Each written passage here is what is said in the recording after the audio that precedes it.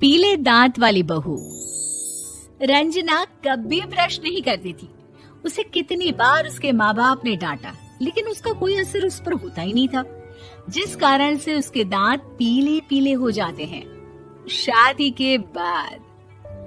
अरे बहू, वैसे तो तुझ में कोई कमी नहीं है, पर तेरे दांत इतने पीले कैसे हैं बेटा? कैसे मतलब? कोई सर्जरी थोड़ी ना कराइए। वो तो क्या नाम, मैं ब्रश नहीं करती थी तो पीले हो गए। अब क्या करूं? आप कहें तो लाल करवा लूं या फिर काले? यार ये क्या है, क्यों माँ से लड़ रही हो? लड़ रही हूँ? अरे मैं लड़ रही हूँ या ये बोल रही है कि दांत पीले हैं, पीले। अरे तपस्या थोड़ी ना की है इन्हें पीले करने के लिए। बकायदा ब्रश नहीं किया है 20 साल तक, तब जाकर। छी, कैसी बात कर रही हो? ये उस वक्त तो पीले नहीं थे जब हम लोग तुम्हें देखने आए थे। अरे तब साफ करवा लिया होगा डेंटिस्ट के पास जाकर। अब देखो कैसे पीले पीले लग रहे हैं। रंजना सास की तरफ गुस्से से देखती है। फिर शुरू हो गई पीले पीले पीले। अरे पीले तो तब भी थे जब मेरे हाथ का रसगुल्ला उड़ा उड़ा कर खा रही थी और बोल रही थी, लड़की नहीं गुणों का खजाना दे रहे भाई साहब आप। खैर, अब वो लोग करते भी तो क्या करते, पीले दांत वाली बहू पल्ले पड़ी थी तो झेलना तो था ही। एक दिन कीर्तन में रंजना गाना गा रही थी। अरे कमला बहन, माँ का द्वार है, यहाँ तो सब शुद्ध होकर आते हैं, फिर अपनी बहू को ब्रश भी नहीं करवाती तुम। दूर से पीले पीले दांत भक्ति में बाधा उत्पन्न कर रहे हैं। अरे कोई 2 साल की बच्ची थोड़ी ना लेकर आई हूँ मैं बहू बनाकर। अच्छी खासी लड़की है, अरे कैसे करवाऊं ब्रश? ये तो उसे खुद करना चाहिए ना। अब माँ बाप तो इसके जैसे तैसे निपटा दिए, ये नहीं सोचा कि सास कैसे संभालेगी। सास बहू को लेकर घर आ जाती है, लेकिन सोच लेती है कि अब इसे लेकर कहीं नहीं जाएगी। अगले रोज बहू कहती है, अरे क्या हो गया, मंदिर नहीं जाना क्या? कीर्तन का वक्त हो रहा है। मेरी मधुर वाणी से कान्हा जी जागते हैं और सोते हैं। आप तो जानती है ना उनकी भक्ति में कितना मन लगता है मेरा। वो क्या है ना, तबीयत ठीक नहीं लग रही है मेरी, आराम करूंगी मैं। तबीयत ठीक नहीं लग रही? अभी तो मिथुन के गाने पर नाच रही थी आप, और अब बोल रही है कि तबीयत ठीक नहीं लग रही। अरे भक्ति में मन लगा लो सासू माँ, ऊपर जाना है, क्या मुंह दिखाओगी आप? हाँ?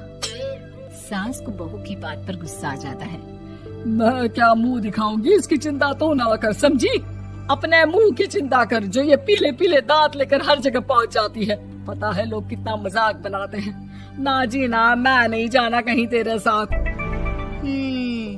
तो ये बात है, कोई ना, मत जाओ, मैं अपने कमरे में ही बैठकर भक्ति कर लूंगी।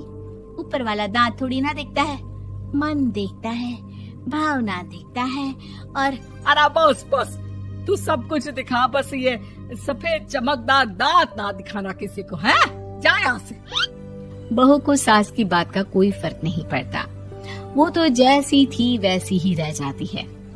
सुबह नहाकर किचन में खाना बनाना, फिर खाना खाना, कीर्तन भजन करना और सो जाना। एक दिन, माँ जी मैं सहेली के घर जा रही हूँ, शाम को लेट आऊंगी। हाँ हाँ तो जाना, मैंने कौन सा तेरी आरती करनी है घर पर बैठकर। रंजना सहेली के घर जाती है, जहाँ वो पार्टी में जाने की तैयारी कर रही होती है। अरे शिखा, कहाँ जाने की तैयारी कर रही है? मैं गलत वक्त पर आ गई क्या? अरे नहीं यार, उल्टा सही वक्त पर आई है। मैंने ये साड़ी और ज्वेलरी निकाली है यार, शाम को इनके ऑफिस की एक पार्टी में जाना है। बताना कैसा लग रहा है ये सब? नहीं यार, इस ड्रेस के साथ तो वो वाली ज्वेलरी अच्छी लगेगी। हाँ हाँ सही बोल रही है, मैंने ध्यान ही नहीं दिया। वैसे तो हमेशा से मस्त फैशन सेंस रखती है। तो बड़ा जाती होगी ना पति के साथ पार्टी में। रंजना कुछ नहीं बोलती, बस सोचती है कि यार काश ये बात सही हो जाती, पर मैं क्यों नहीं जाती पार्टी में? क्या इन लोगों की कोई पार्टी होती नहीं होगी? रंजना घर आती है और रात में पति से सवाल करती है, एक बात बताइए, आप मुझे किसी पार्टी में क्यों नहीं ले जाते? क्या आपके यहाँ ऑफिस में पार्टी नहीं होती? पति बेचारा क्या कहता कि दांत पीले हैं तुम्हारे इसलिए। अरे कोई पार्टी होती नहीं हम लोगों के ऑफिस में, तो कहाँ से लेकर जाऊं? और मार्केट, मॉल, कहीं वीकेंड घूमना, कहीं तो। अरे यार सारे हफ्ते में एक छुट्टी मिलती है, तो सोचता हूँ कि आराम ही कर लूं। क्यों? रंजना मन मार के रह जाती है। पहले कभी सास के साथ मंदिर जाया करती थी, लेकिन वो भी सास ने ले जाना बंद कर दिया। घर बैठी बैठी रंजना बोर हो जाती है। तभी उसे आइडिया आता है और वो मायके जाने का सोचती है। सासू माँ, 2 दिनों के लिए मम्मी के घर जा रही हूँ। अच्छा ठीक है, आराम से जा। और हाँ, माँ से कुछ अच्छी आदत सीख कर आना कि कैसे शरीर के हर भाग की तरह दांतों की सफाई भी जरूरी होती है, समझी? शुरू हो गई ना आप। वो लोग आपकी तरह नहीं है कि छोटी छोटी बात का बतंगड़ बना दे। उन लोगों के लिए मैं मायने रखती हूँ, ना कि मेरे पीले पीले दांत। रंजना माँ को बिना बताए उन लोगों को सरप्राइज देती है, लेकिन जैसे ही वो दरवाजे पर पहुँचती है, अंदर देखती है कि घर वाले कहीं जा रहे होते हैं। अब माँ, काश रंजना दीदी के दांतों वाली प्रॉब्लम नहीं होती, तो वो भी हम लोगों के साथ चलती ना बुआ जी की बेटी की शादी में। हाँ बेटा, लेकिन अब उसे कौन समझाए कि उसको उसके पीले दांत नहीं दिखते, लेकिन उसके आसपास के लोगों को कितना एम्बैरेसिंग फील कराते हैं।